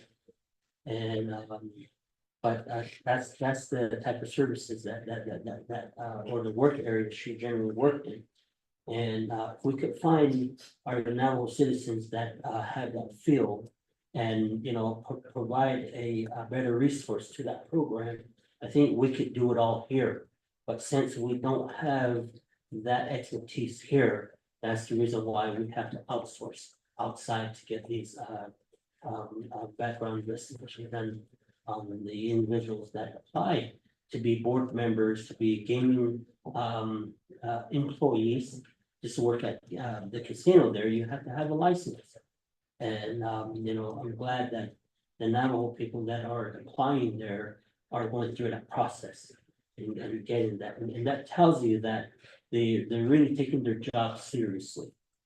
And they're paying that fee or whatever's done here, So it is with that, but again, I appreciate it. Thank you very much. Yeah. Thank you, Chairman. So, quick question for our presenters. Your attorney, who is your attorney? Your DOJ. Our attorney from the Department of Justice is Catherine Belzowski and Lillian Schultz. Thank you. Well, Honorable, so I'll take that as a comments. Are there any questions for our presenter? If not, I'll give the floor back over for closing comments. Thank you, Vice Chair Johnson and all members of the Resource and Development Committee. Appreciate, giving us this time and opportunity to present to you on our budget for FY25. Thank you, Ms. Jones. I'm gonna give the floor to our RDC Legislative Advisor, Mr. Tai.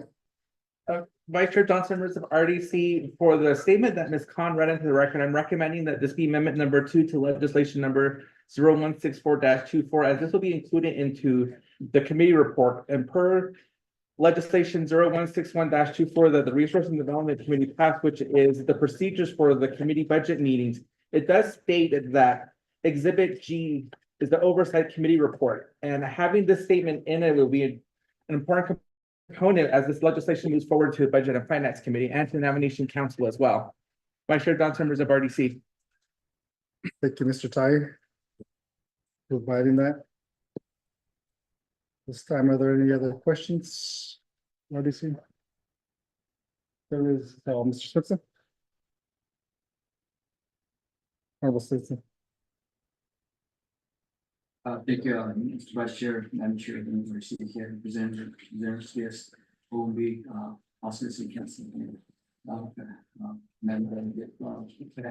will be here. With this report, so there doesn't need to be amendment, which is being included in our community report. What's that? There'll be amendment 2. Okay, so I'll go ahead and offer that amendment to, I believe the language has been drafted in the report, and can read that into the record. Once we get a second motion, Mr. Vice Chairman, Okay. Thank you, Honorable Simpson. You got a motion by Honorable Simpson for amendment number 2. Mr. Tai, can we get that read into the record? Vice Chair Johnson, members of RDC, this is amendment number 2 to legislation number 0164-24. Amendment reads as follows. Resource and Development Committee shall include this statement. The Resource and Development Committee asks that the Office of Management and Budget and the Controller's Office take note that the Gaming and Regulatory Office $350,000 proprietary fund should not be confused as general fund. The budget unit number BU 12001 for $350,000 should be reflected as a proprietary fund budget unit number. RDC legislation 0164-2 for exhibit A1, revised enterprise funds, internal service funds, proprietary funds, revenue projection FY 2025, label out the Gaming Regulatory Office proprietary funds as general funds. A correction to this labeling should reflect the funds as proprietary funds.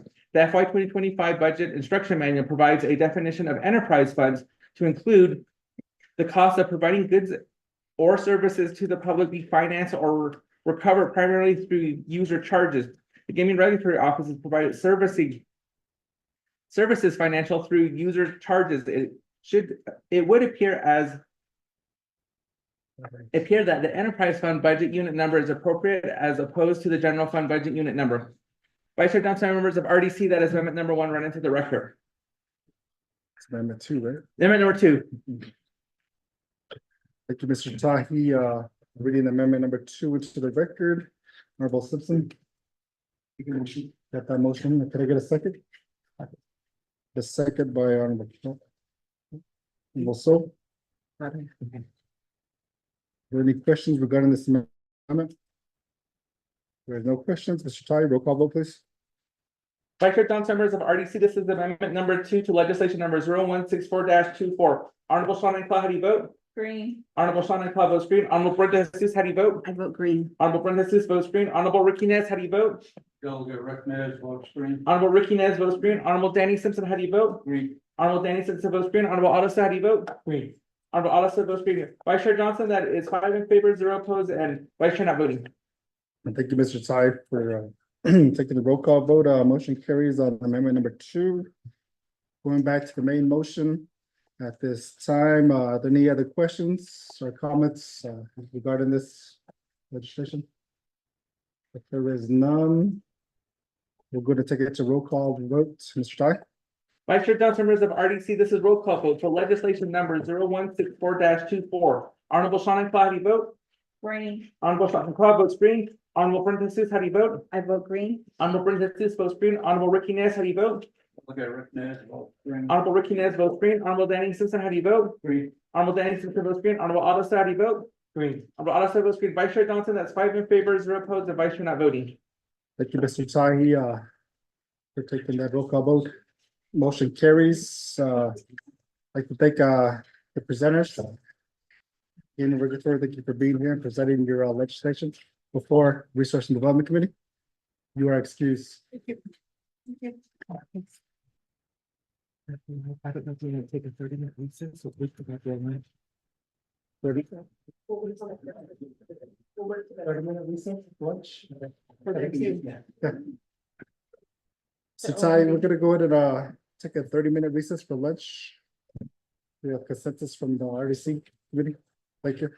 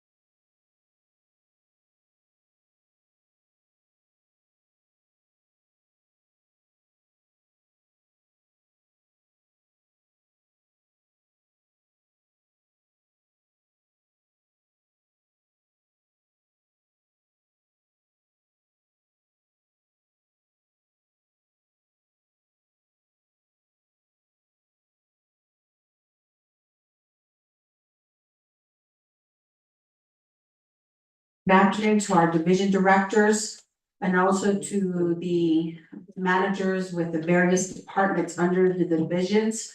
And then to Office of the Speaker, thank you for being patient, and Office of Management and Budget. And also to our colleagues here in our legal counsel.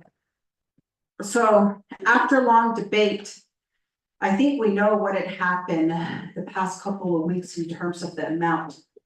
So by law, we have to abide by what is in law. So with that, the Resources and Development Committee came to a consensus with consultation with our legal counsel that we are going to go with the base amount that Budget and Finance Committee had approved per the BIM.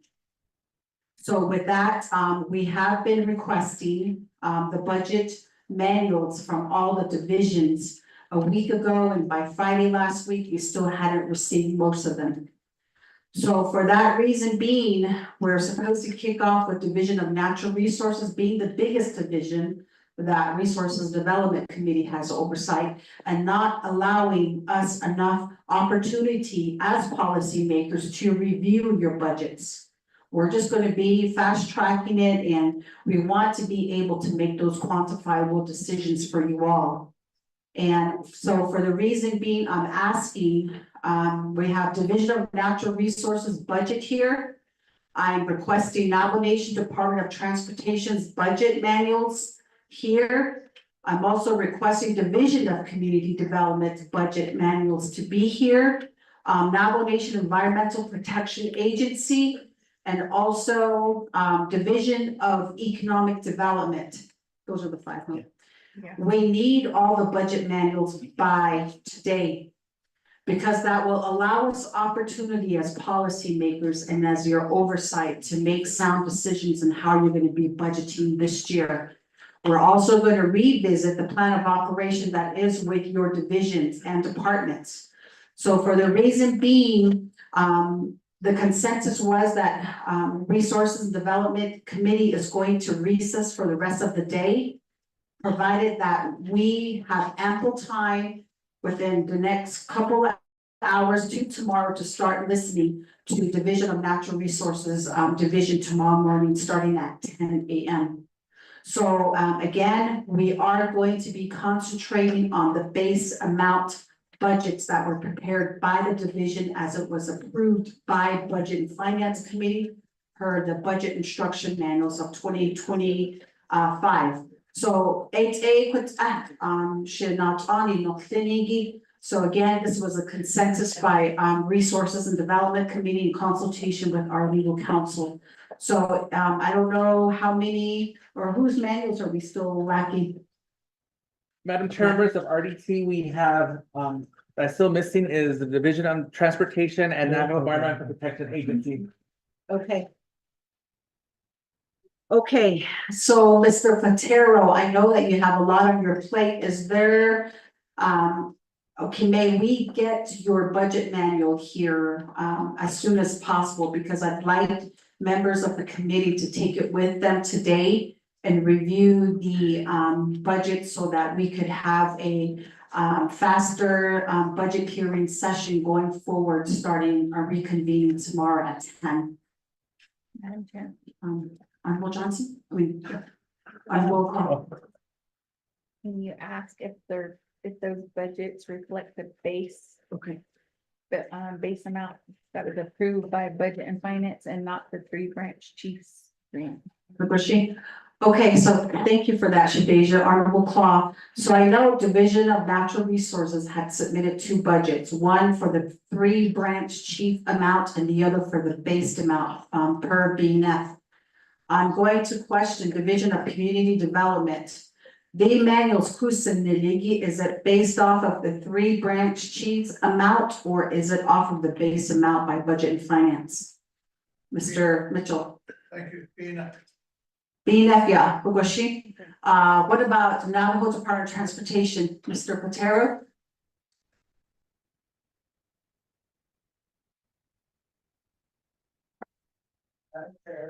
Question. The resolution that was brought forth by Budget and Finance technically hasn't been signed. I've been checking your Indian OLS website. It doesn't go into effect until the resolution is signed. So in essence, you're directing us to do something that hasn't been actually enacted yet. The Budget and Finance Committee did take the vote on it, but it's not official based on the section within the resolution that says this is not effective until the resolution is signed. So you're actually taking an action on something that hasn't been officially approved yet through the legislative process. So we're on our, honestly, we're all on our 5th versions of budgets because people keep changing it. And that has been the process from the beginning for all of the divisions, all of the programs, all of DPM for the Form 3s, all of the reviews that have to be done by OMB. It has changed that many times in about 8 days. So all of the programs are like, which one do we follow? And then your only ruling now is follow the Budget and Finance one, but it hasn't completed a process in order to actually go into that because it's not signed. Similar to how the budget, even though council approved it, it's not official until the president signs it into law. In this case, you change the process of the Budget and Finance thing per action of the Budget and Finance, but there is no resolution for all of the programs to have to say it's not official. Just a point of question, Madam Chair. We will do anything that you guys want us to do. We just have to make sure that you guys have a final answer on your side so that we can all adjust to it on our side. We have to all be on the same page, Madam Chair. Kowashi, thank you for that, Mr. Platero. And, yeah, you did. Keith. So again, I'm gonna look to our legal counsel for this. I know that Budget and Finance Committee had to met yesterday. And with the due diligence that needs to happen on their side with the amendments that were made. Are we in procedural process to request to our divisions the Budget and Finance Committee's base amount? So I don't know if you need time, ladies, to research this. Just need to find the rules with regard to finalization, certification of the standing committee resolution, but it'll just take a minute for me to find that rule. Okay. Certification. So, Chair Ness? Thank you, Madam Chair, Vice Chair and committee members, our staff and everyone that's here with us today.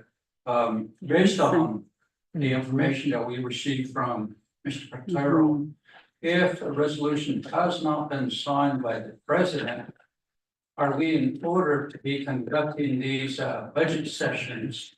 And if it has not been signed, we already passed our legislation without really knowing that the president did sign off on it.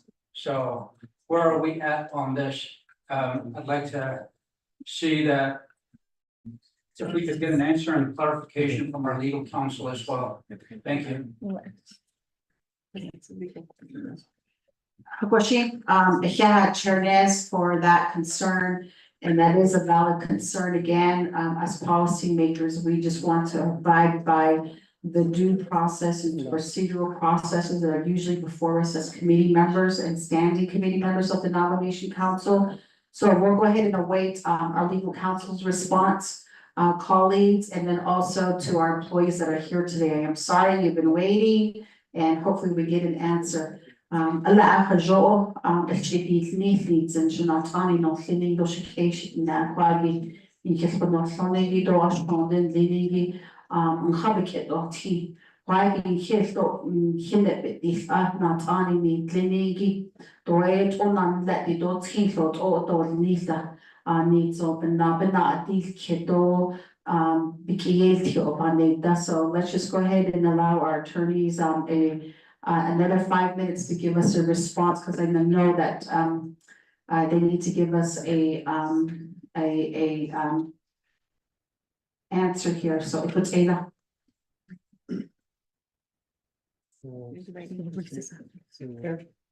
Ms. Khan, let me give it to her. with regard to signing of the resolution, in this case, we're talking about the Budget and Finance Committee's resolution that they acted upon yesterday.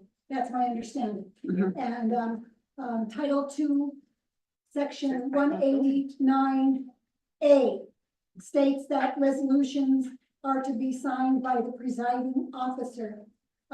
All substantive action shall be by written resolution duly certified by the presiding officer, setting forth action taken and signed by the presiding officer. And these are to be recorded. I do not have any, I can't just walk down to legislative services to see if that has been completed. That's, unfortunately, we had the chair here. We could have asked her if she signed it. But we didn't know the question was going to arise at that time. If it's not on, Office of Legislative Services website yet, I don't know if it has been signed already. But it says once it has been signed. Now, of course, we get our information now from the internet. So I do not know if it's been signed yet. The question with regard to, we could contact, Office of Legislative Services, and maybe, Rodney can do that. The other issue that to bring to your attention is the base planning amount. The base planning amount that was approved by the Budget and Finance Committee and BFJN 16-24 is, my understanding, is the same base planning amount that was approved yesterday. There was no change in what Budget and Finance Committee approved. So, that the same amount is what was approved initially. They did an amendment. BNF did an amendment to BFJN 16-24, but that was not amended, my understanding. But I do not have a copy of that resolution. And once we get a copy, then we can double check. But it's not my understanding that the base planning wasn't changed. Thank you, Ms. Khan. I'll go ahead and yield the floor over to Honorable Arso Aruinda Kodoshigash, Honorable Simpson. The question posed by Mr. Procedural, I think, is referring to the action that the Budget and Finance Committee has taken yesterday to amend their resolution. So at the end of the day, I haven't seen the resolution itself, but I understand that it is the same as what the same numbers was approved with what's in the bin, the base budget. So as we move forward, I think your programs that come forward need the numbers that pertain to what's in the bin at this time until that resolution is brought forth to clarify whether the amount was utilized to go with the three-branch chief agreement numbers, or if it's if BNF really approved what's in the bin.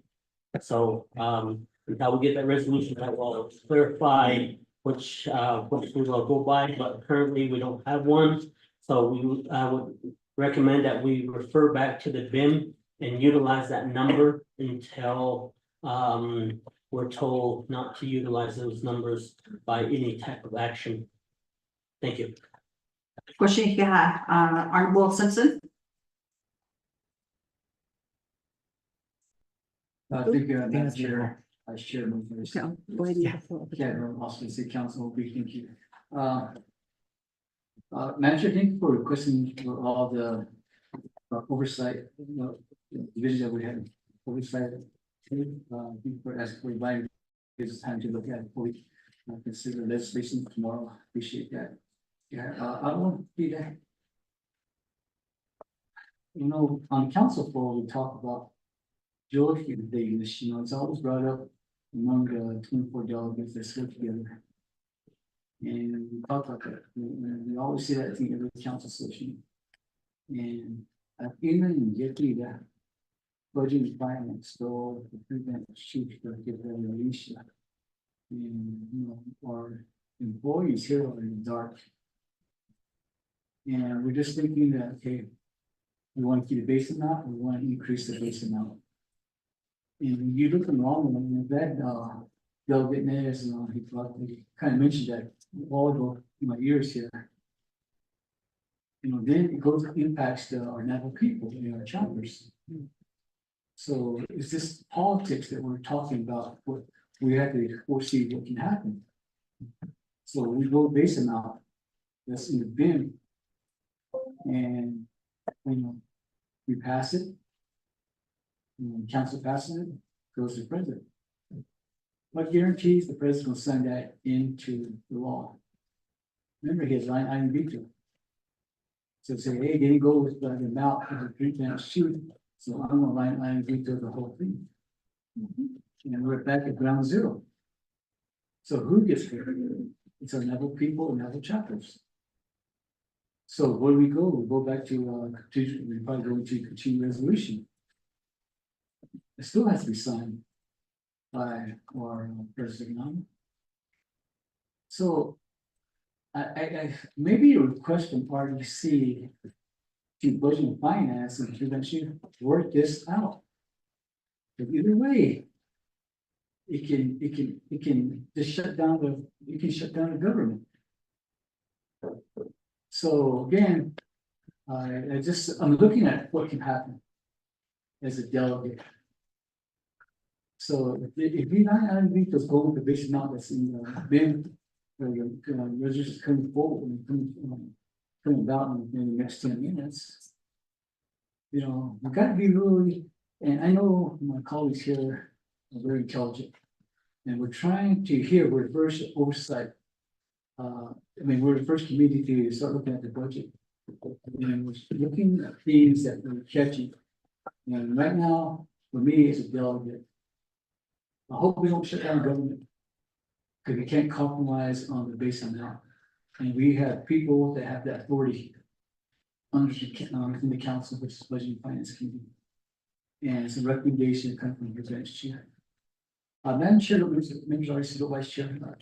I think we as a committee here can also recommend to budget and finance and the branch chair to come to compromise on what can be the base amount. And right now, we have 2 budgets coming in, maybe each division. One with 3 benches, base amount, and one with BNF. So we're in confusion ourselves as a resource development. So with the resource, the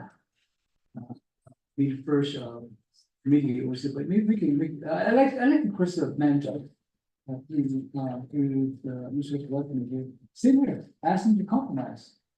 Because like I say, I didn't think about until Doug said something and it just kind of tricked it where the government can shut down and it doesn't have that language for the sign of with the base amount that we had in the bill. So drink some coffee and talk about it and see what it comes about. But yeah, that I'm just coming to me what can happen. So, but I still agree with what we stated in our meeting in the other room, to recess and get all the binders and all it.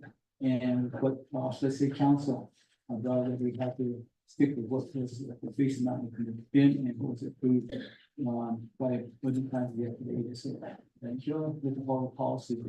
So, but I think it's a good from the manager with the concurrence of the RDC members and sit down and talk about it. So we don't have nomination employees be all confused. Thank you, Madam Chair. Vice Chair, RC Chair. Yes, Honorable Simpson for that. Kung behata hasi sado and it I travel here. Tokopo Kodona Adekit, Mr. Tom Quintero, thank you for shedding light on your concern, which is a very valid concern. So with that, and then also our legal counsel, Ms. Khan, mentioning that particular I guess amendment to that budget and finance committee had taken action on yesterday at their committee really didn't have any change to the base amount in the initial bin resolution that they passed But what we would like to do as Resources and Development Committee is get more clarification on that and make sure that everything is in line.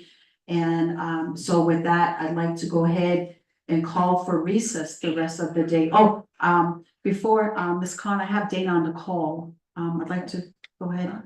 I just wanted. Okay, Ms. Khan, go ahead. I just wanted to, Madam Chair, Mr. Vice Chair, members of the committee, I just wanted to make clear that the legislation that is on your agenda, all the legislation that's on your agenda with regard to the divisions and programs you have oversight over, do not, the final authority on this legislation is not the council. It is Budget and Finance Committee. RDC recommending to the Budget and Finance Committee, Budget and Finance Committee is fine with it. And standing committee resolutions do not go to the president's office for signature of the president. It is the comprehensive budget, which starts with Budget and Finance Committee with your recommendations, RDC's recommendations that go to council. And it's from there, after the council considers the comprehensive budget legislation and it is passed and signed, and it goes to the president's office. And yes, the president has line item detail.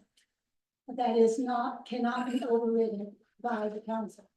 So this legislation that's on your agenda is our standing committee resolutions. I just want to make that clear. Thank you. Yeah, thank you for that, Ms. Khan. Right now, I do have our Chief Legal Counsel, Ms. Dana Barbroff, on the call. So Dana, I'm most certain that you've been listening to the dialogue to this point and what some of the a concern is from the executive side with the divisions that Resources and Development Committee has oversight. So at this time, I'd like to go ahead and yield the floor over to you to give us clarification. Ms. Barbroff? Thank you very much. And I have been listening most of the time. There's two other committee meetings going on at the time, so I'm bouncing back and forth, but thank you very much. Okay. For starters,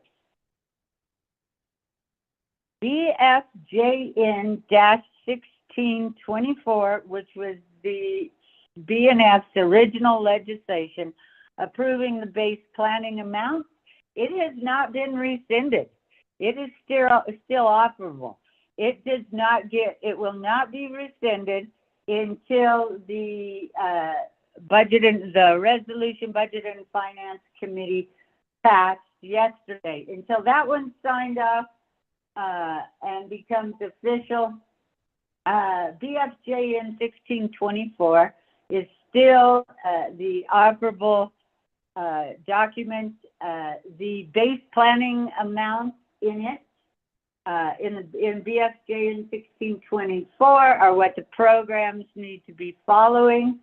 Budget and Finance Committee at their resolution at their meeting yesterday and yesterday's resolution, they did not change the base planning amount.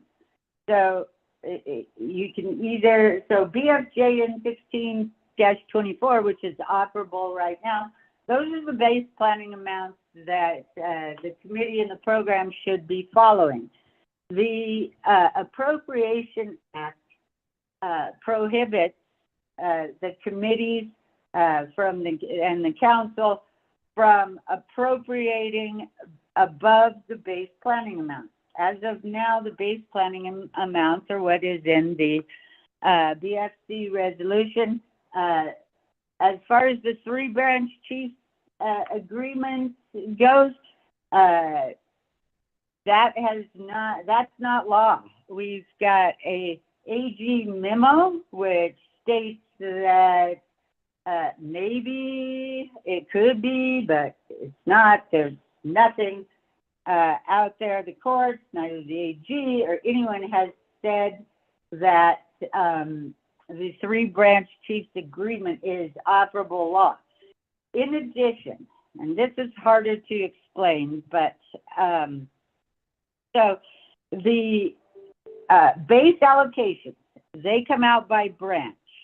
Then the president, for the executive branch, then the president's office or whoever makes a distribution of the total base planning amount. They divide it up between their programs. So there's actually no way for a committee to know whether the base planning amount has been changed. Because you would only, to the three branch chiefs agreement, you'll only know that when the comprehensive budget legislation is put together. The other thing is, I'm not sure who was talking, but I think it was Delegate Simpson. I apologize if I'm wrong, but he is absolutely correct. RDC can make a recommendation to the Budget and Finance Committee when they take this budget in front of them about raising higher amounts and such. You can certainly handle that there. But at the moment, right now, RDC is locked in by the Appropriations Act to the base planning amounts in BFJ in 1624.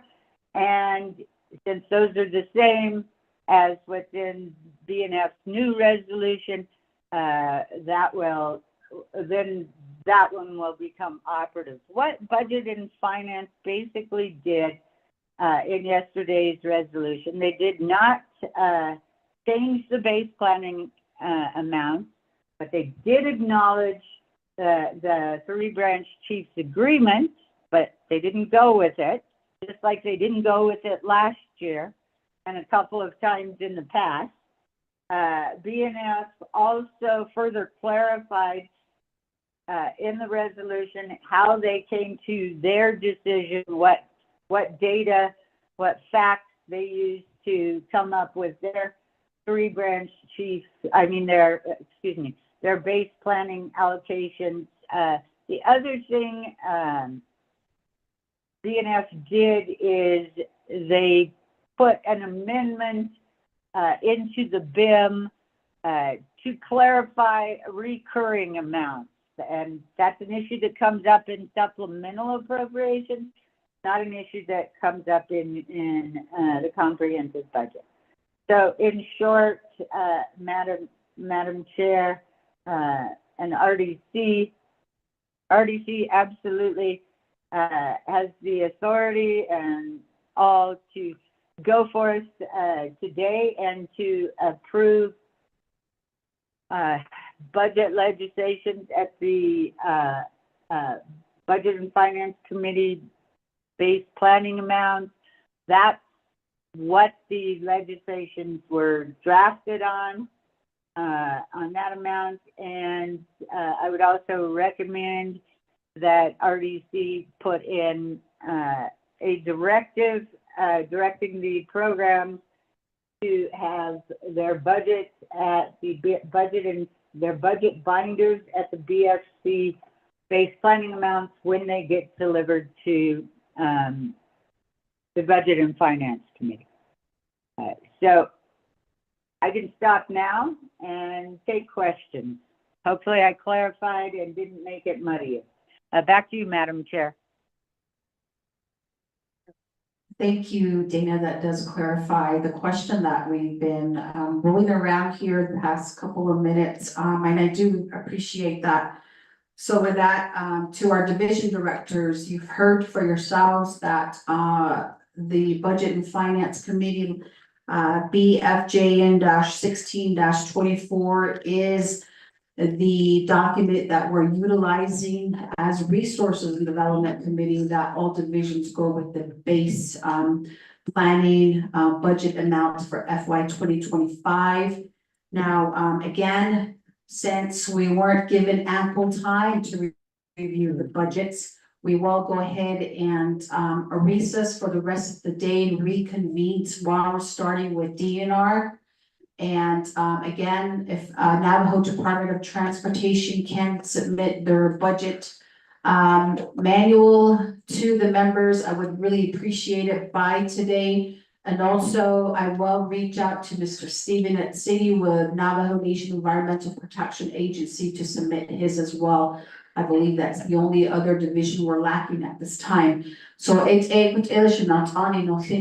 thank you for your patience. We all heard the clarification from our chief legal counsel of legislators. So again, it is Budget and Finance Committee's approving resolution. So with that, members, I would need to get a motion to recess for the rest of the day to reconvene till Thursday at 10 a.m. in the morning. Provided that we review the budgets, and Chair. Chairness? Authority to Yeah, call yeah, you recess. can call You recess. don't- okay, I don't need a motion. Okay, so I will call for recess at 1:56 p.m. And we will reconvene tomorrow. Next week. Tomorrow, we will reconvene in 2 weeks. We do have a lot to review, so. We'll reconvene at. Oh, is that at nine? That's the problem. Okay, Ask- yeah, we'll go ahead and start at 10 o'clock because we've been advertising it like that. So the 24-hour rule for Title II, so it's been actually 10 o'clock, bright-eyed and bushy-tailed to DNR staff, thank you. Mr. Halona? You like the budget or comment, or you want physical minors? Fiscal binders, Tonight. we're taking them with us. Fugoshi? And again, thank you so much. I know that, we're asking for hard copies. So I appreciate, your, cooperation. And again, thank you for all you do. I know that I heard from NDOT yesterday and they're like, this is the 5th time we're revising our budget and I sincerely do apologize. But you've got to remember, you're all on the executive branch side, okay? We're on legislative.